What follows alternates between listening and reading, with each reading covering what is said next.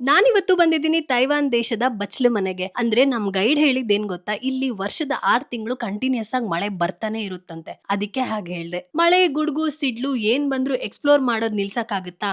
ಇಲ್ಲ ಅಲ್ವಾ? ಅದಕ್ಕೆ ರೈನ್ ಕೋಟ್ ನ ಹಾಕೊಂಡು ಬ್ಯಾಗ್ಸ್ನೆಲ್ಲ ಹೇಗೋ ಪ್ರೊಟೆಕ್ಟ್ ಮಾಡ್ದೆ, ಬಟ್ ಶೂಸ್ ನೆಂದೋಯ್ತು. ಈ ಜಾಗದ ಹೆಸರು ಬಂದು ಶಿಫಿನ್ ರೈಲ್ವೆ ಮಾರ್ಕೆಟ್ ಅಂತ. ಇಲ್ಲಿ ಲ್ಯಾಂಟರ್ನ್ ಗಳನ್ನ ಬಿಡುವುದು ಒಂದು ಪದ್ಧತಿ.